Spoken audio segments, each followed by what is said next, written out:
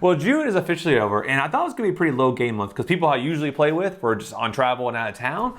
But surprisingly, the second half, they all came back just like ready to play games, so awesome for me.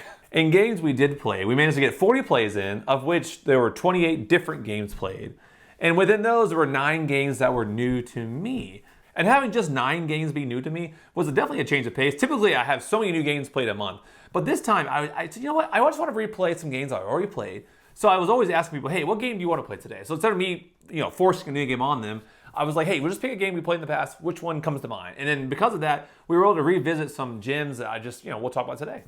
Just like always, we're going to cover a few categories. Of course, we'll start off with the top 5 games that we played this month. And then we'll shift into my biggest surprises. These are games that I maybe previewed and I kind of written off, and then I finally played, and I was like, actually, it wasn't that bad. Or even one game I called, got rid of it, and then played it at my in-laws' house, and I was like, you know what? I might have brought this game off too soon. Mainly because we played a different player count. That made a big difference. Then we'll cover my gateway standouts. These are games that I played this month that I find work really well with people who kind of knew the hobby or people who aren't as into gaming as me. Lastly, we'll end with a few games that just didn't quite click for one reason or another. All right, let's get into the video. So here's a list of all the games I played this month. First we have Blind Jack, Sea Scroll, Frenzy Falls. I told you I was gonna replay it again, I did, so I'll have some thoughts on that. Rumble Nation, Paradise, Booty Dice, Flip 7, Toy Battle, Tag Team, Galileo Galilei, Pinched, Harvest, Barren Park, Cross the Line, Rival Cities, Figment, Marvelous, Zenith, Acropolis, Booped Shuffled, that's the new one, Patchwork, Kabanga, Desperate Oasis, My Shelfie, the dice game, Penny Black, Done Up or Down Up, and Tolico. All right, let's get to the top 5 games. First one is an honorable mention though, and it is Galileo Galilei. And this game, it's probably the biggest game on the list by far. If you haven't played it, essentially it is a dice kind of like crafting. I guess you're not crafting. You're basically manipulating dice to like essentially buy cards, right? But thematically you are reserving space and looking for planets and constellations. But essentially the dice are like the cost to observe, right? So, but for me, I'm a simple man. I'm buying stuff. I'm buying cards. What's the cost of the card? Like it's gonna cost me 3 red dice and 2 blue dice. That's what it costs me. So I'm a simple guy. I love this one because it's just a very simple game in terms of the main mechanics.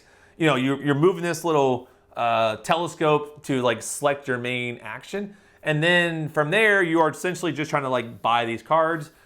But what makes it nice is you have all these other parts of the board that let you like do different kind of engine building and combo building, which makes it very satisfying to play.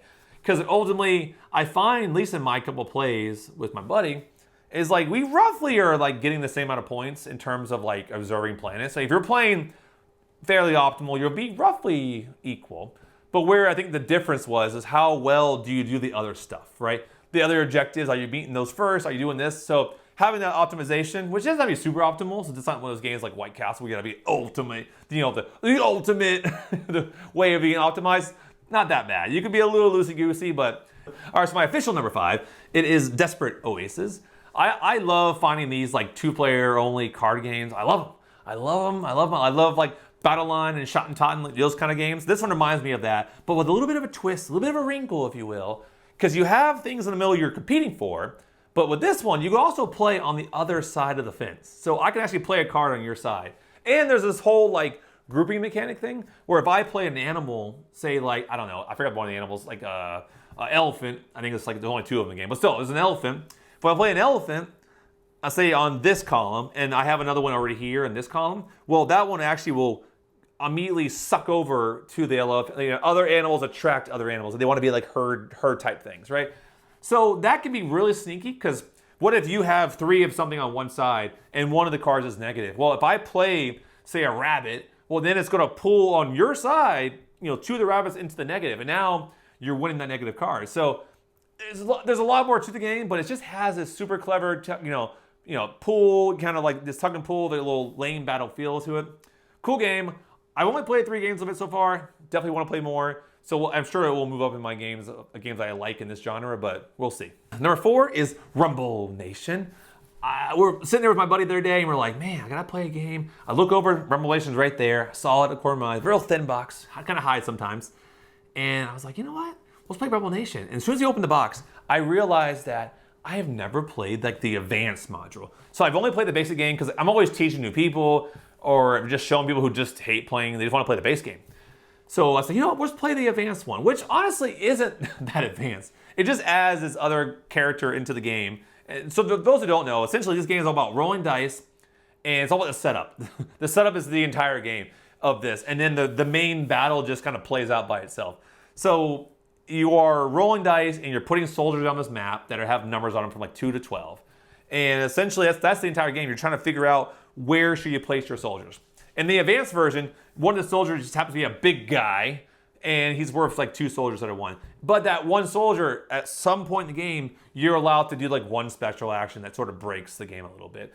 Which is cool because like when you do that action, it was fun. I played with my buddy. It was like we played like 3 games in a row. We played the base game once and then the advanced version twice. And just a stupid fun little game. I love it. The next 3 games are all going to be these head-to-head 2-player games. Number 3 was Toy Battle. Toy Battle is a game I'm sure all of you guys have heard about by now. I love it. I've been playing it for a while now, but I realized I've only played 3 of the 8 maps. So this time I opened it up. I was like, okay, buddy. Or I guess I could say Chris. Okay, Chris, let's get through these other maps. So we just cranked out all the other maps, and I'm glad I did because they're cool, man. Each map just offers a little bit to the game. Like, if you only played the very first map, which I played so many times, yeah, it does. You know, the meta is more about like the timing of the characters. But when you play on different maps that have different like rules sets, then it gets interesting because now you're like having to take into account this other rules that now affect what you normally would do on the base map. So cool game, I love it. If you haven't played it, essentially you are sitting across from an opponent, you're laying these tiles down, and you're either trying to collect a bunch of coins or you're trying to get to the other person's home base and take it over. There's like 2 ways to win, so it's a fun game. Number 2 is Zenith. Now this game, man, it's a little bit intense because the iconology of this game is a lot. And it comes with this giant card. And honestly, I had to go on Board Game Geek and download a player guide that shows all the different cards and their powers are, because it just makes it easier. So I had it on my phone, I was able to see what the cards are. It's a game that I know if I play a lot, I'm sure you'll just memorize it. And honestly, by the second half of the game, I was pretty much locked in. But the first half, we were both just referencing our phones because there is a lot to like take in.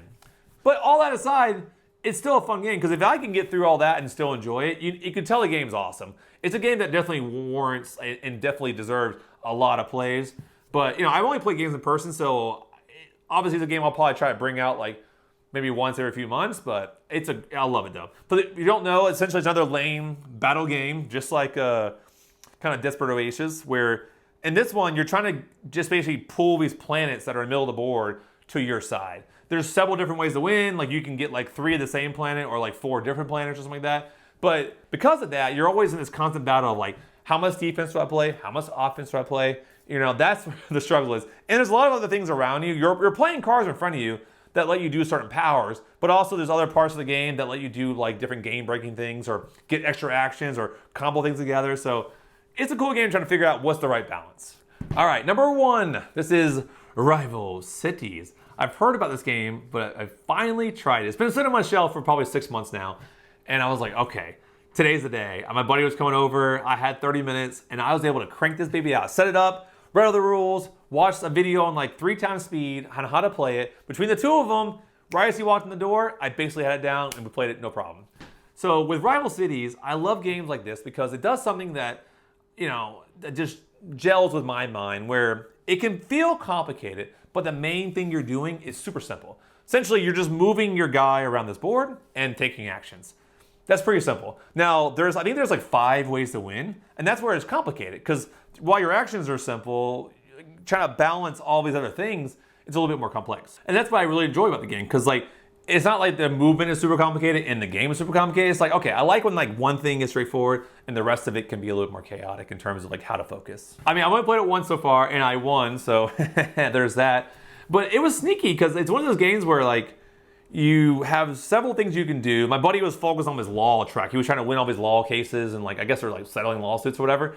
And there's another thing where all I had to do was get 4 cards. Now, they're challenging to get because they're expensive, and they have a lot of upkeep. But if you get 4 cards, you win. So, and he was trying to win all these court cases. So it sounds like an intense game. Like, wait, Ryan, are you in court? It's just the thematics of the game. I think your rival, like, his rival cities, right? Your different cities competing over some stuff, whatever. I forget the theme now. I'm not much of a theme guy. I'm more like, I just get into the mechanics of the game and I love what it brings. In this game, it was just a cool little head-to-head. It's sort of, for me, I think, what game was it? It kind of replaces Gatsby for me. It's a game I play where 2 players. It sort of felt, it's very different games, but to me, I was like, okay, if I have rival cities, I really don't need Gatsby. I feel like they're competing for the same shelf space. Now, my only thing I might keep Gatsby is I want to go play it again with my buddy and play with my mother-in-law, because I think Rival Cities is just too complex for my mother-in-law to enjoy. But I feel like Gatsby was just at the cusp where she did play it and could follow along and still do well. So because of that, it might be worth keeping both of them because one's a little bit more gateway friendly. But if I'm just playing with my buddy, which if my mother-in-law decides she doesn't like the game, then it probably is a game I'll have to get rid of, and this is the game that's going to take its place. So next up is something I'm calling just gateway standouts. These are games that like I brought out this month that people said to me, hey, I really did enjoy that game. Thanks for showing it to me. And the first one was Pinched. This is a nice little like heist type game. It's sort of like on the edge of party, but it's not quite party. So essentially you are all robbers trying to rob these different houses. But I like how the game puts it more like you're just trying to like redistribute the wealth, right? Sort of like Robin Hood, if you will. So, and then the clever part is like if I'm the first main robber, there's like 4 or 5 places depending on how many players you're playing. So I select where I'm going. Everyone else tries to guess where they think I'm going. Now, if they guess correctly, well, we kind of share the goods, right? And basically at each location, there's like 4 or 5 different cards. And this is a set collecting game, by the way. You're trying to collect different sets. I'm just trying to go somewhere where I think no one thinks I'm going to go, right? So, because if I go there, I get all the goods. Because in the day, you're trying to get sets of cards and then sell those sets for money. Like, so like 3 of these blue cards might be worth like $5, but 5 of them is worth like $15 or whatever. So obviously you're trying to get more of them so you can get more value for your goods. This game is mainly about the table talk. You're encouraged, even the game rules say, you're encouraged to kind of talk about, okay, I think I'm going here, trying to play some like mental psych out games. But it's fun. I like it because it's a very social game. Everyone's talking, everyone's involved. Win or lose, I really don't care. It's just a fun game to play with family. Next, we played one of the first games that got me in the hobby, and that was Barren Park. I haven't played in a while, and we were mentioning it to somebody, and my wife's like, you know what, let's play Barren Park. You said you haven't played in a while. Let's play it. Which, for my wife to offer to play a game with me, I mean, I'm all in. So we played her and her mom, and it was good. They both were like, they basically forgot the game at this point, and they were like, wow, we love this game, right? It's so much fun. And they actually said, because I have the expansion for, I think it's like Bad News Bears or something like that, and with monorails and all these things, and I was like, hey, they have this expansion I have in the box. We haven't played it with you guys yet, but it has, and I showed them briefly what it was, and they're like, yeah, let's try that next time. So we'll see. We'll see if they, keep their word, but if not, hey, great. I can finally try like the more advanced version of this game. And the last one, I almost feel a little bit weird saying it, and that is booty dice. Funny story, I was reading the instruction manual the other day, and it just kind of says booty dice. It doesn't really show the pirate theme. And my wife just looked over and she was like, what are you reading? And I quickly showed the box because I'm like, it's a pirate game, booty. She's like, okay, fair enough. This is a super light dice chucking game where essentially you start off with 5 gold, 10 lives, and you roll some dice and you're like stealing gold from people. You're like taking lives from people because you either win by getting 25 gold or you can lose by if you just get all your lives knocked out, right? We were only playing 2 players, so essentially the lives was just, you had 10 lives, you weren't going to lose enough. But, our games were fast. We played like 3 games, I felt like in like 20 minutes, right? So like real quick, snappy games. And because it can go quick, depending on how the dice roll, you can get a lot of treasure and then just win the game very fast. But my mother-in-law loved it. She loves these like dice rolling, easy breezy, kind of high luck games. And this one is nice. I'm going to bring it soon to play at a family gathering with more than 2 players because that's what I'm curious. It might be a game where the meanness, since it's just 2 of us, is fine. Because I find that's a theme where if you got to be mean, but you're mean back and forth, but when there's like 4 or 5 people and you got to be like select people to be mean, it just comes off a little bit more vicious. So I think this game plays 5 or 6 people. I'll be curious how it comes across when I'm like stealing from my sister-in-law or my brother-in-law, and then they come back and retaliate against me. Could get a little bit spicy, as I say, but we'll see. All right, so the last time are games that didn't quite click. These are games I'm just probably gonna get rid of.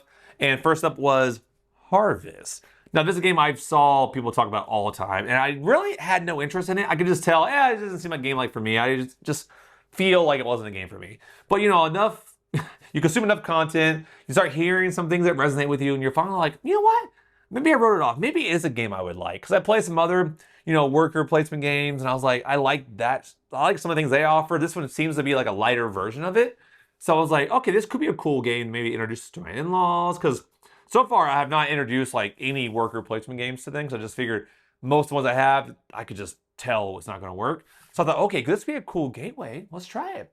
So they had one of those Barnes and Nobles like big sales, got it really cheap, and played it with my buddy, and I was just underwhelmed. I just didn't enjoy my game. We were like, I got to all the rules, Siege. We played through it. It just felt like I didn't accomplish anything I wanted to accomplish. It felt a little too fast. Maybe that's what it was. It just felt like the game was just getting going and it was over. And I was just like, okay, sure, that's a game, I guess. So for me, probably get rid of that one pretty soon. The last one that didn't click with me, which is sort of misleading, this is Penny Black, is I like it. It's objectively a good game. I did enjoy my play. It's been a while since I played it again. I played it once when I first got it. I lied. I played it like 3 or 4 times when I first played it. And it's been sitting on my shelf for probably a year and a half now. And I finally brought it back out. I was like, you know what? Is this a game I still enjoy? Let's find out. So I played with my mother-in-law, and it was good enough. I just didn't. I realize now I have so many games in this sort of genre of like this, friendly tile placement games. I have so many other ones that I just will put above this one. And I just got rid of New York Zoo in my last video. So if that one didn't make the cut, this one definitely is not making the cut. So for that reason, I'm probably most likely at this point getting rid of Penny Black. And that's it. That closes out June. I'm really excited to see what July has to bring. Right now, it looks like I should be playing a lot of games. I don't know how many new ones I'll be playing. Lately, I've been in the mood for like lighter games. I just feel like I'm having more success with them. Or I'm playing a lot of 2-player like head-to-head games. So I feel like this month will be filled with those. I have a couple games I'm really looking forward to trying though that are slightly bigger. I have Red Cathedral, so I want to play that one. I have that one I haven't played yet at all. And I think I have one more over there. Phoenix New Horizon, that's the other one. So those are the 2 games I want to get played this month at some point. They're like my slightly bigger ones on top of all the light ones I played. So definitely look forward to giving them a try. So we'll see. And thank you again for all the support. You guys have been awesome. I mean, lately you guys have been showing up and leaving comments and giving me feedback. So that's always welcome. So continue to do that. Go ahead and hit that little like, hit that little subscribe. And while you're down there, leave me a little comment. I don't care if it's bad or good. We don't have to agree on everything. You guys can be like, Ryan, you're crazy getting rid of Harvest. That's my favorite game ever. I love to hear it because I always learn like what people like and don't like. It's just fun. It's just fun to share in this hobby. That's what it's all about. So thanks for being part of this journey. Have fun gaming. I'll see you in the next video. Take care. Peace. Who's still here? I figured I would get this in the video gang going on right now. Last one. I don't think a lot of people made it to the into the last one. So this one probably not going to be seen. So. We need a secret new word. Maybe this secret word would be yo-yo yogurt. Yo-yo yogurt. Yeah, that's a good one. Yo-yo, like a yo-yo, and then yogurt. Yo-yo yogurt. That's the secret word this time. So I'll be looking for it. Got my eyes on you guys. All right. Peace.